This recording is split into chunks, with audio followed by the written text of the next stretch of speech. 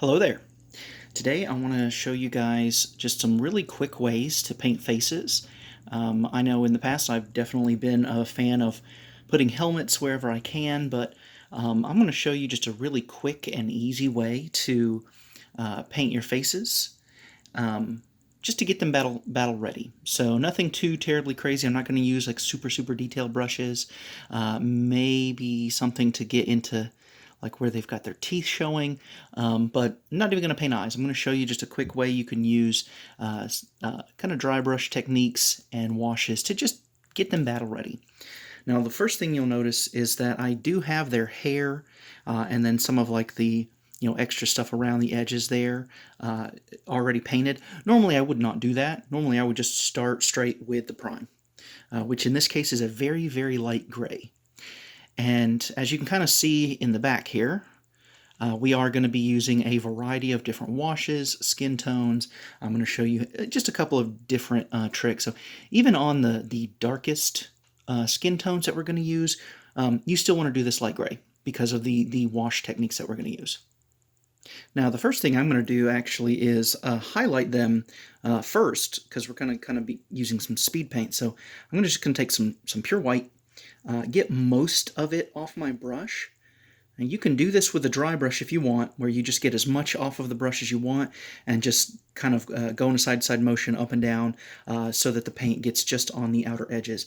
But I want a little bit more control, so I'm not going to fully wipe off the paint. You can see that, if I wipe this off on a paper towel, I'm going to get a lot more paint off, but I don't want that much paint off. And this is also not a full dry brush, but as you can see, it does have the bristles are not at a good point. So this is kind of a detail brush that I've well used. But what I'm going to do, and I call this kind of overlay dry brushing, where I just go over the tops. Just start at the top, go down. It's okay if it's a little bit messy. And again, this is where not doing the hair first is where I would normally do it, but I did want at least for you to be able to really pick out just at a glance where certain things are, especially like the pointy ears here of our dark Eldar. But I'm just going in a top-down motion, and what that does is it picks out the very tops of all of our facial features. Now, as you can notice, these are much smaller faces than the Space Marines, so I'm going to need a little bit more on my brush for them.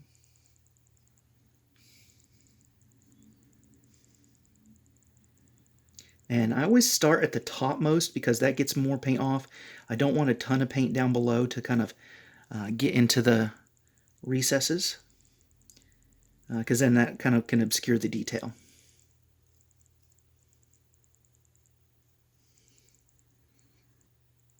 Of course, you're going to probably want to go over it at least twice, just so that it really does kind of pick out, particularly the eyebrows, the nose, the cheeks, tip of the chin. You just want to make sure that those outer edges are very white. Now you can do this with a zenithal. I started with a light gray primer for the heads, but if you're doing a zenithal where you've got black underneath, this technique will work just the same. You'll just have a little bit more shadows underneath it if you want that. So now we're going to actually start with our skin tones. So you can kind of see in the background here, I've got various Citadel washes. I also have this color that, I'll be honest, I've been mixing for years. It does have kind of a pinkish, kind of peachy color. I honestly don't know what I've mixed all in this, but there's a lot of white in it too. But this is going to be for our flesh tones that we need a little bit more translucency to the skin. We don't want to use this for our darkest skin tones, but I just take a little bit of that in my palette. You can do this with a wet palette if you're good at doing kind of washes, but I like to water it down a bit, and you can either do things like contrast medium, which is great for contrast paints, but it's also pretty good for mixing with other acrylics, or Lamian medium, I think, is actually just for regular. And you don't want to mix it too much. I'm going to do less than 50-50, so I want most of the paint. I don't want the pigment to be super thick. That's the key, is I want it to be able to kind of show through that dry brush that we just did. So I'm going to try. So I should be able to see some of that color that's under my palette, and I don't, so I need to add just a little bit more water. All right, and now once I've done that, now this, I do kind of want a better point to that brush. So I'm going to mix, just set that aside. I'm going to use a brush that, again, this isn't my finest detail brush, but it'll help me get into those little crevices a bit better.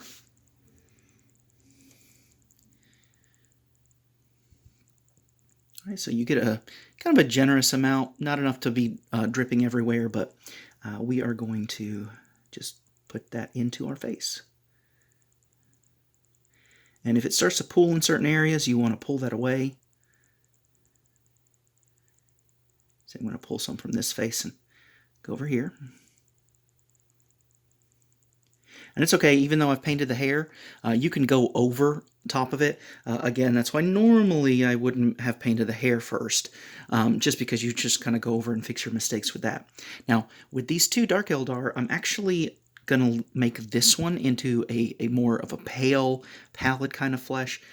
So I'm actually going to skip the flesh tone on her and just do this one and get her ears too. Make sure you get that flesh tone all into all of the crevices.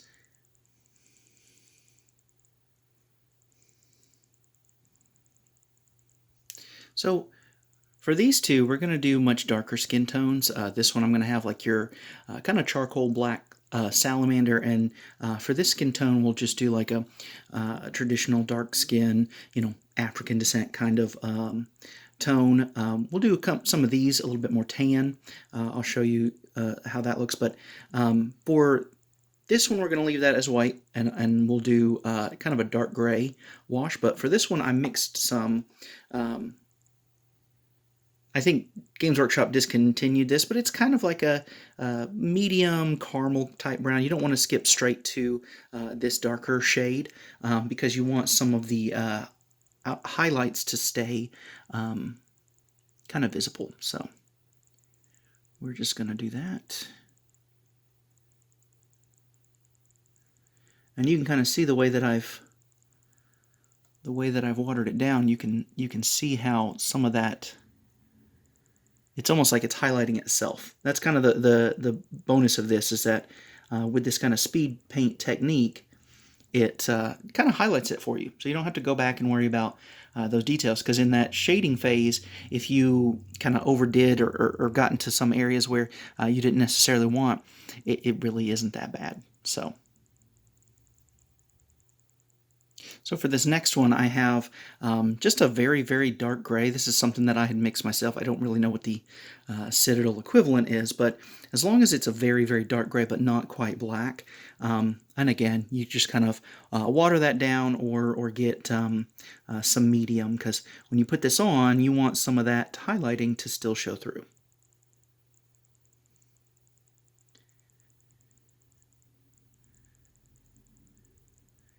And this is actually one that we're going to go over all of these with a wash, although with this one we might wait for that to dry and actually just do a second coat of the wash. I'm a big fan of doing double washes. Let the first coat completely dry and then do another one, just so that it actually kind of shows, it kind of deepens those recesses.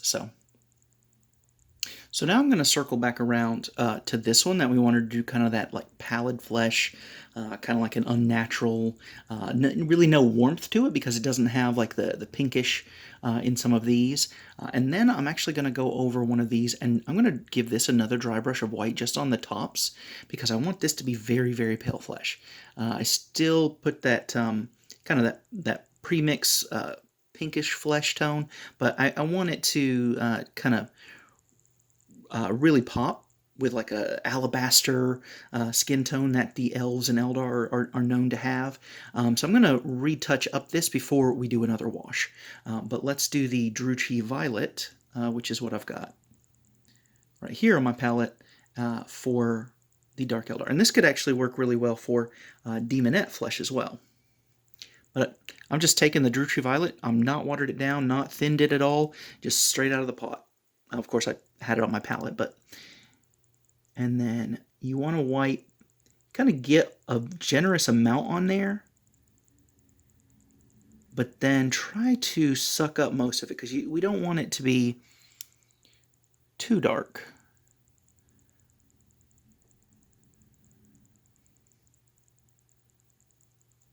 All right, so we've got everybody with a base tone. Quite honestly, I'm probably going to call that one done, although once that wash is dry, we could probably hit the very tops with some white highlight just to make that pop, but otherwise, this one's done for any washes. But for the rest of these, we are going to start with our Citadel washes. So if you want something that has more of a, well, flesh tone, you can use this Reikland Flesh Shade. See how it's got kind of a reddish to it. If you want something that's a little bit more tan, I recommend Seraphim Sepia. It has less red, more kind of a brownish, and then for our darker tones, we'll use Agrax Earthshade. But let's start with our flesh tone because we'll probably use that most. And again, these are just shades. They're not contrast paints, so you can pretty much take them straight out of the bottle, put them straight on your brush, so you don't necessarily need to thin them. But this one, like I said, I had done a little bit of white already, and you can see, so all we really did was kind of dry brush it-ish, white, put your flesh tone on there, let that completely dry, and then put Reikland Flesh Shade. And the tone for him, he's pretty much done and battle ready. And you can see that that wash actually goes into the recesses of the face, or of the eyes, and that's why you don't have to paint the eyes, because the shades will kind of, well, shade them for you.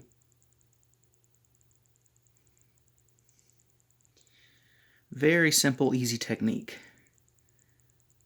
Just put a lot on, make sure to spread it out. If it starts to pool in an area that you don't really want it, you just kind of suck that out. See, like this guy, he's getting a little bit too much in his eye here, so I just kind of pat down my brush on the paper towel and just suck that out there.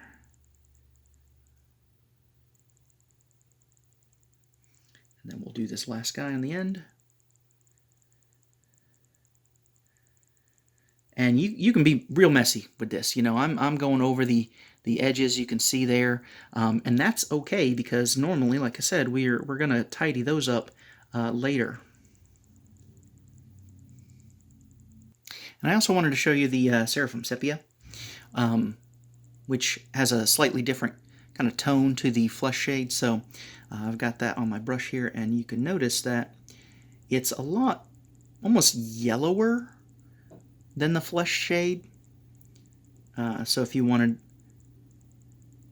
kind of more of an ethnicity to your guys, or if you want them to be a little bit more tan, then Seraphim Sepia is great for that.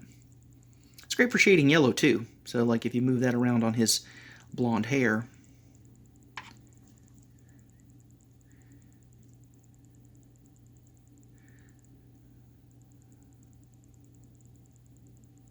so some of these do dry a bit darker. So that Drew Tree Violet, where we were doing this one, you can see her skin's a little bit darker than I kind of want. So I'm just going to take some white. And again, just like we did in the beginning, I got most of the paint off the brush, and I'm just going to just highlight the cheeks, the chin, the tip of the ears.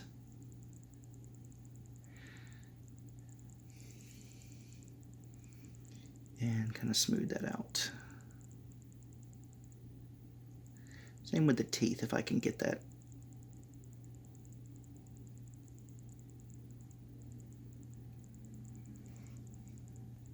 So for our darker skin tones over here, now that first layer is a little bit dry, we're actually going to use Agrax Earthshade on both. Even though for the salamander, you know, it doesn't want to be like a charcoal, I personally like just a little bit of a warmth, like a brown or something like that, because it is human skin. All human skin pigments are brown, even the ones that have the melanin turned up to 11,000. So we are going to use just some Agrax Earthshade straight on to both. And one of the great things about kind of doing this layer by layer kind of wash is that if you want the skin tone to be darker, you can just add another layer. So, and that's generally my recommendation, is to start a little bit lighter than what you want, and then just add successive layers if you want anything to be any darker.